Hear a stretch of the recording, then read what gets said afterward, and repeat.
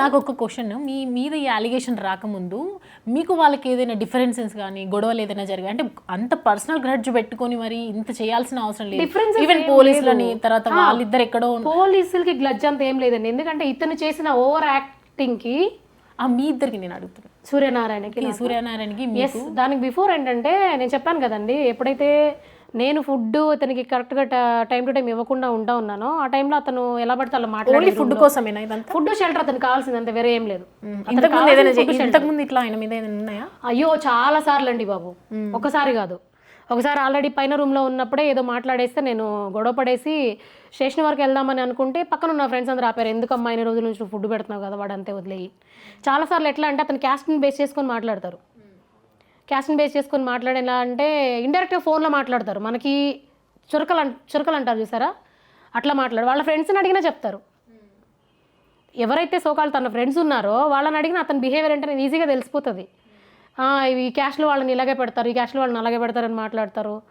ఎలా పడితే అలా మాట్లాడి. ఇప్పుడు ఒకటండి, నా రూమ్లో నువ్వు ఉండేసి నేను పుట్టిన ఫుడ్ తిని నన్ను మాట్లాడితే నేను ఎన్ని రోజులు వచ్చుకుంటాను చెప్పండి. సో అలా స్టార్ట్ అయింది మీకు? ఎప్పటి నుంచో ఉంది.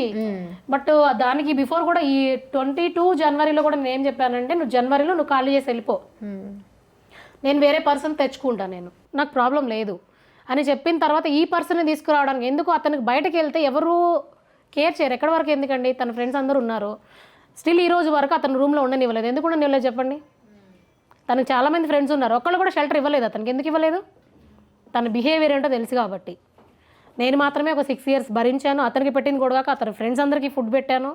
నా డబ్బులు పోగొట్టుకొని నా రూమ్లో షెల్టర్ ఇచ్చి నేను కేసులు పెట్టించుకొని నాది ఒక బ్యాడ్ క్యారెక్టర్ అనేది నాకు ఒక గిఫ్ట్ ఇచ్చిపోయారనమాట అబ్బాయి. గిఫ్ట్ ఇచ్చి వెళ్ళింది కూడా కాకుండా ఆమెకి ఇంకా క్యారెక్టర్స్ ఇవ్వకండి, ఆమె నన్ను చంపాలని. ఇంకొకటండి, 2nd floor నుంచి మా ఫ్లోర్ బిల్డింగ్ ఆల్రెడీ మీరు యూట్యూబ్లో కొట్టి చూడండి, చాలా వీడియోస్ ఉన్నాయి. ఇట్లనే ఫ్లోర్ ఉంది. 2nd floor నుండి ఒక 2 మనుషులు ఒక పర్సన్ని ఇలాగా బలవంతంగా త్రో చేస్తే అట్లీస్ట్ అతనికి ఒక కాలు చేయని ఎరగదండి, అట్లీస్ట్ ఒక స్కార్ కానీ బ్లడ్ రావడం కానీ ఏం రాదా? తను బాగా అంటే ఆన్ కెమెరా పర్ఫార్మెన్స్ చేస్తారని అనుకున్నాను కానీ ఆఫ్ కెమెరా చేస్తారని నాకు తెలీదు.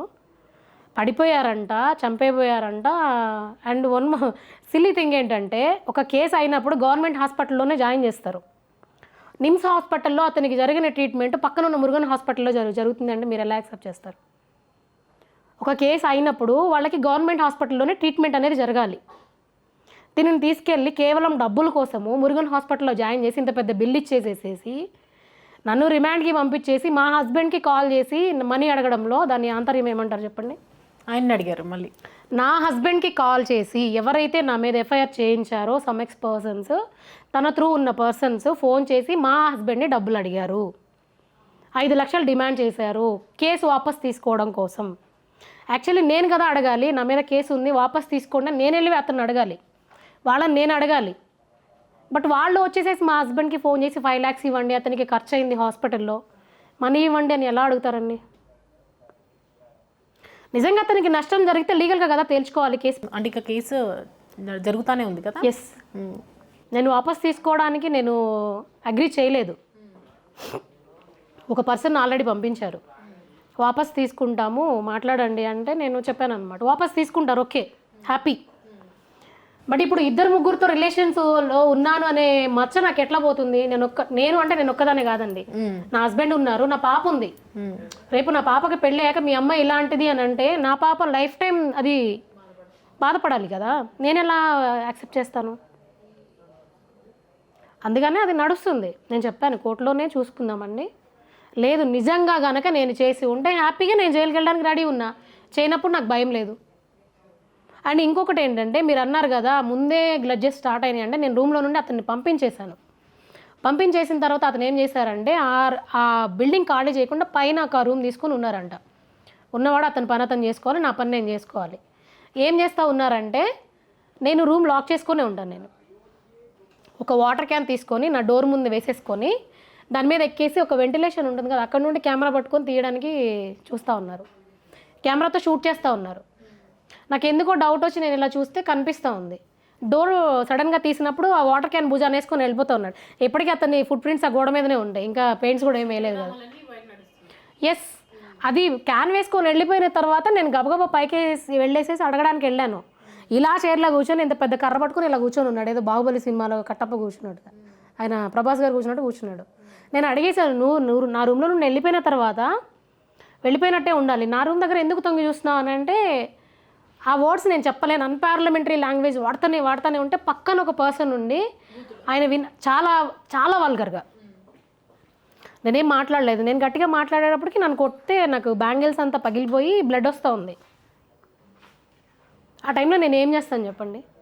ఏం చేయలేక అట్లనే నేను ఏడ్చుకుంటూ బయటకు వచ్చేసేసాను. అది నాకు బ్లడ్ వస్తూ ఉంది, ఇది కట్టుకట్టుకుండా ఉన్నాను. ఈ లోపల మళ్ళీ తను రివర్స్ డ్రామా ఏం ప్లే చేశాడు తెలుసా? గబగబా గణపతి కాంప్లెక్స్కి వెళ్ళి అక్కడ బీట్ కానిస్టేబుల్ ఉంటారు కదా, బీట్ కానిస్టేబుల్ని తీసుకొని వచ్చేసేసి శ్రీనివాసరెడ్డి ఈమె కలిపి నన్ను కొడుతున్నారని చెప్పేసి కానిస్టేబుల్ అన్నని తీసుకొని వచ్చారు.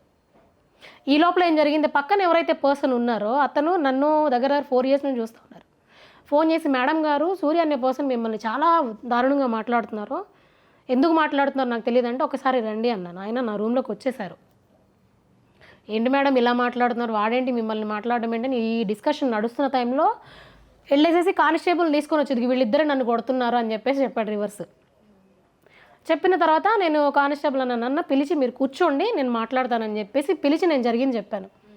ఇట్లా జరిగిందన్న, అతన్ని ఎప్పటి నుంచో నేను రూమ్లో నుండి వెకేట్ చేయమని చెప్తున్నాను, వెకేట్ చేయట్లేదు, నన్ను ఇష్టం వచ్చినట్టు మాట్లాడుతూనే ఉన్నాడు. అది వాళ్ళ ఫ్రెండ్స్కి కూడా చాలామందికి తెలుసు, మీరు కొంతమంది నంబర్లు ఇస్తాను అడగండి, నా క్యాస్ట్ కోసం ఎత్తి మాట్లాడితే నాకు కొంచెం కష్టంగా అనిపిస్తుంది, ఎందుకంటే నా దగ్గర ఫుడ్ తింటూ నువ్వు క్యాస్ట్ కోసం మాట్లాడడం కరెక్ట్ కాదు కదా అని చెప్పేసి నేను అన్నానన్న, ఇట్లా జరిగింది.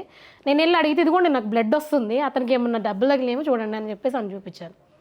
అప్పుడు ఆయన ఏం చేశారంటే వార్న్ చేశారు, ఇంకొకసారి ఆమె జోలికి వెళ్ళామంటే కనుక నేను ఖచ్చితంగా ఎఫ్ఐఆర్ చేపిస్తాను. దానికంటే బిఫోర్ ఏమైందంటే ఇంకొక లేడీ విషయంలో ఇంకో పోలీస్ స్టేషన్లో వెళ్ళాడంటే ఇతను. నేను ఊరెళ్ళిన టైంలో ఒక కెమెరామ్యాన్ ఒక అతను ఉన్నారు, ఇతనికి ఏదో ఇష్యూ అయ్యి ఇంటికి వచ్చి కొట్టేలాడంట, మా రూమ్కి వచ్చి కొట్టేలాడంట. ఆ విషయం నాకు తెలీదు, అతని పేరు కూడా నేను చెప్పనులేండి. కెమెరామ్యాన్ వచ్చి కొట్టేసి వెళ్ళాడంట, ఏదో ఒక అమ్మాయి విషయంలో ఇట్లనే లేడీస్ విషయంలో ఏదో అయితే అక్కడ స్టేషన్కి వెళ్ళారంట. కానిస్టేబుల్ అనే చెప్పారు, అరే మొన్ననే కదా వేరే అమ్మాయి విషయంలో ఎట్లా వచ్చావు, ఇప్పుడు ఎందుకు ఈమెను సతాయిస్తున్నావు, నువ్వు వెళ్ళిపోవాలి, ఇన్ని రోజులు ఆమె నీకు ఫుడ్ పెట్టిందే ఎక్కువ, ఎందుకుంటున్నావు, వెళ్ళిపో, అసలు ఈ బిల్డింగే ఖాళీ చేసి వెళ్ళిపో, ఇంకొకసారి అయిందా కనుక నేను ఎఫ్ఐఆర్ బుక్ చేస్తానని చెప్పేసి వెళ్ళిపోయారు. జాగ్రత్తగా ఉండమ్మా, నేను మెడిసిన్స్ కూడా చూపించాను, నా పొజిషన్ ఇది, నాకు ఇంత నేను ఎప్పుడు పడిపోతున్నా తెలియదు, ఎప్పుడు నాకు లో బీపీ అవుతుందో తెలియదు, నాకు ఇంత ఈ సిచ్యువేషన్లో ఉన్నాను కాబట్టి నేను ఇన్ని రోజు అతను బేర్ చేశాను, సో నేను ఎవరైనా అమ్మాయిలు తెచ్చుకుంటాను నాకెందుకు అని చెప్పేసి అన్నాను అని చెప్తే ఆయన అలా చెప్పిన దాన్ని మా హస్బెండ్కి అలా కన్వర్ట్ చేసి చెప్పారంటే, ఇంతకుముందు వీళ్ళిద్దరు కలిపి నన్ను కొట్టారు, ఆల్రెడీ పోలీస్ స్టేషన్లో కంప్లైంట్ ఇచ్చాను, ఈసారి దాని మీద రెక్టిఫై చేస్తాను, 307 లాంటి కేసులు పెడతాను అని చెప్పేసి బెదిరిస్తూ మా హస్బెండ్కి ఈ ఇన్సిడెంట్ జరిగింది అనే దానికి 1 week బిఫోర్ మా హస్బెండ్కి వాయిస్ మెసేజ్లు పెట్టాడు. 1 week తర్వాత నా మీద 307 కేసు పెట్టించాడు. మీ అలర్ట్ అవ్వమని చెప్పలేదా మీ హస్బెండ్? చెప్పారు, ఏం పట్టించుకోను కదా నేను ఒకటే అండి, నాది ఎలా అంటే మంచితనంలో మీరు ఒకటి మంచితనం అనుకో, చేతగానితనం అది, నిజంగా చెప్పాలంటే చేతగానితనం అది, మంచితనం అనొద్దు. ఎందుకంటే నేను మొత్తం మునిగిపోతున్నా కూడా ఇంకా పట్టించుకోకపోతే చేతగానితనమే కదా అది. చెప్పారు, నేనేమనుకున్నా అంటే సరే ఆ ఇన్సిడెంట్ సండే అయింది, ఫ్రైడే కూడా నేను ఆన్లైన్లో చెక్ చేసి షీ టీంలో అతని మీద కంప్లైంట్ ఇవ్వడానికి కూడా నేను పెట్టాను. నేను ఒక మామూలుగా ఆన్లైన్లో గూగుల్లో ఓపెన్ చేసేసి షీ టీంలో అప్రోచ్ అయ్యాను. తర్వాత ఒక పర్సన్ కాల్ చేశారు, ఇక్కడ లక్డీ కపూల్ దగ్గర షీ టీం వాళ్ళది ఉందమ్మా ఆఫీస్, మీరు రండి అన్నారు. నా కర్మ ఏంటంటే ఫ్రైడే సాటర్డే నేను షూట్కి వెళ్ళాను, సండే చర్చ్కి వెళ్ళి వచ్చాను, మండే వెళ్ళి అతని మీద నేను కంప్లైంట్ ఇవ్వాలి, షీ టీంలో కంప్లైంట్ ఇవ్వాలి. అది ముందుగానే తెలుసుకొని ఈ డ్రామా ప్లాన్ చేసి నా మీద 307 కేసు పెట్టారు. For more videos like this, subscribe Big TV channel.